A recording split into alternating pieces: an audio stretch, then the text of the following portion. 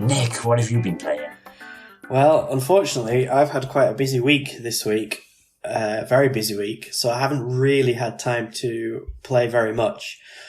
But after speaking with Greg a bit on the Discord, I managed to... I think it was actually a while ago he was mentioning it, but I started Olli Olli again. I had it on the Wii U, basically finished it on the Wii U, but I've started it again on the Switch, and for me, it is definitely the best skateboarding game since Tony Hawk's.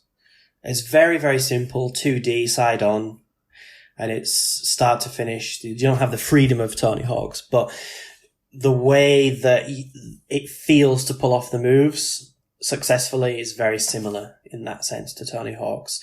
And like flicking the stick and everything and like mixing up your moves and varying your moves is very much a lot of fun. So I've basically done the whole game again in about 2.5, 3 hours. Oh, that quick. I want to finish it off. I started it on the Switch and I just haven't got around to finishing it.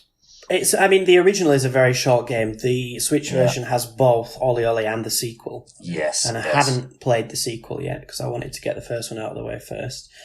The pro challenges can be really tough, some of them. The spot challenges also, when you have to get like a high score, can also be quite tough. So, it's basically that classic trial and error gameplay. And perfect to stick on for a half an hour, for an hour in an evening, just before you go to bed. I love the balance of it teaching you new moves by giving them as mission objectives. Yes. Like, perform this move 2 times or whatever in this level. And then, then you go out and you learn it by yourself. Exactly. You look it up in the trick book, you do it, and then it slowly gets ingrained in your mind how to do it. So yeah, that's a lot of fun as well. But no, it's just a great little game. It's not expensive. It's not 1 cent, but and never should it be. I think it's under a tenner. The soundtrack is amazing as well. Really good soundtrack. Yeah. I'm not usually a fan of that sort of music, but it fits so well with the vibe that Olli Olli's going for. I know the first game's only got 5 levels, but the art style's nice. Like, it's really atmospheric, and the levels are very different as well. Like, you got the city at the beginning, then you go to the dump, and then it's the snow one, I want to say, after that, the base, the Soviet base. That's pretty cool as well. And then the Neon City is at the end. I missed one, but I can't remember what it is. But anyway. On my Switch run through, I'm only through to the dump. So I'm only on the second world. So I need to get back into the difficulty spikes pretty quickly, to be fair. I had a lot of problems on the 4th world. A lot of problems. You really have to like start nailing like the perfect landings, and like you're jumping, landing pretty constantly. And if you mess up one, that's it. You've got to start again. But no, Olli Olli's great. Really good game. And I bought this game in, I want to say November in a sale. I think it was November. And I played it for the first time last night. And that's Wargroove. Oh yeah. Which I know 2019 Game of the Year. And I can see why, actually. I can see why you would put this as one of your favourite games. I think, having played it for 3 hours last night and a bit more today, now I'm a person who's never played Advance Wars, so I've got nothing to compare this to whatsoever. I mean, okay, Fire Emblem maybe, but it definitely feels, probably I would say actually, especially when you're on the map and you're like figuring out where to go and who to battle, I would say it probably feels a little bit more in depth than Fire Emblem. Yeah. Like, I know in Fire Emblem you've got your weapons triangles and all that stuff, but here, and like terrain also matters in Fire Emblem, but here it really seems to, you have to really plan out. At least it seems to me, at the early stages, a lot more about what you're doing, because I think it was the second level I beat, the 3rd level I failed the first time, and then the second time I beat it in like 37 or 38 turns, which is not very good. I think I lost about 15 units because I was just like attacking, dying, okay, go back, start again, attacking, dying, okay, go back, start again. I kept trying to take one of their forts, And I got it. They killed me, took it back, and it was just that over and over and over again. Cycle of going around here. So yeah, a little bit more thought is required. But no, I like it. I like the art style. I like that it's gone for that kind of GBA look. It really has. It's basically Advance Wars, isn't it? But yes, it is. And I mean, I could go into the minutiae of how close it is to Advance Wars, but every single unit that's in Advance Wars is in Wargroove, obviously in a different skin. Because, you know, Advance Wars is as a modern warfare. This is knights and wizards and all that kind of thing. But the balance they've struck between each unit as well. Each unit has its strengths and weaknesses.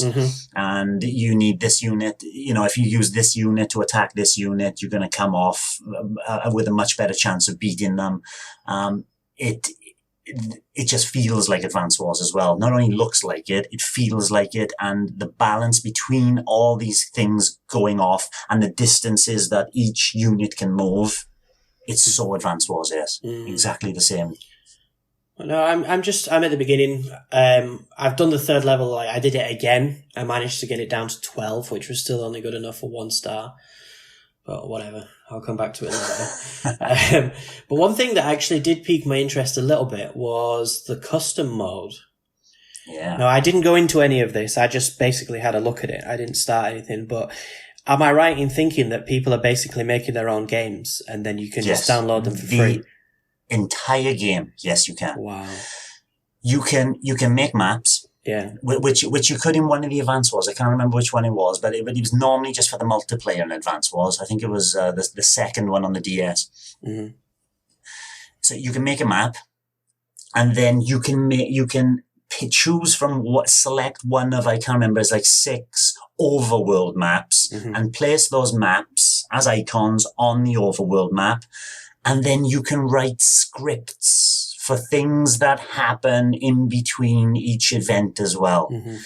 And so you can choose which direction the map goes in, or you can have branching paths.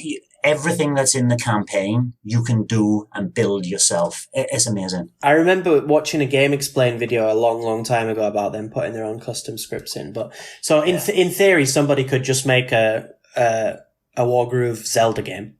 Tactics. Yes. Wow, that's pretty cool. Yeah. Limitless lifespan then, basically. Yes, yeah. And they're so easy to download as well. You know, you just go in that custom thing and just search. Very, very easy. I like all the online stuff on there as well. Really, really intuitive. I think once I've done the campaign, that might be something I'll look into, but the DLC dropped, didn't it, recently? Yes, and I did have a chance to play it yesterday, and the DLC is more focused on co-op campaign, which is great for me and my son. My son has I've put 50 hours into Wargroove, over 50 hours, might be even 60 now.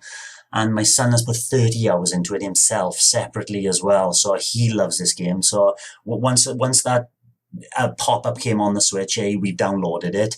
It was a little bit finicky. I downloaded the update, and then when I went into Wargroove itself, and you go into the campaign and on the main menu, there's now a new co-op one, but then there's an icon on the bottom saying you need to download it. It's like, oh, you didn't automatically download. So you have to click on the co-op, and then it takes you to the eShop to re-download the co-op mission. Yes, there's a separate download. Yeah, it's not an automatic update. That's right. Which is very strange. But we started that, and it's Wargroove. It's just, you know, basically you got 2, you know, the commanders you can have. Yep. At the moment, you're with Cherry Stone, aren't you? So I can't remember her name. You've got 2 commanders on there. So I'm one commander, he's one commander, and we each have our unique units to manipulate on there. But we're working together as a team to fight against the other forces. It's fantastic getting back into it. So feasibly, you could play that one player. Yes, you could. Yes, yeah, quite easily. Do you know if you can co-op online with somebody? That's a good question. I don't know. I'm not too sure. I can't see what the range of co-op online stuff is amazing. I can't see why they wouldn't, but I haven't seen an icon on the actual co-op game. I'll look into that. Have an answer next week. Looks good value for money. Yeah, fantastic. Yeah. It'll last you, well, as you can see, I've played nearly 60 hours probably of it, yes. And I paid full price for it when it came out, and it's fantastic value for money. Thanks for watching, and don't forget to hit the subscribe button and give us a like if you've enjoyed our content. You can also check out our other great content on Twitter, Facebook, Instagram, and the N-E Café podcast from all good podcast providers. Just follow the links in the description below.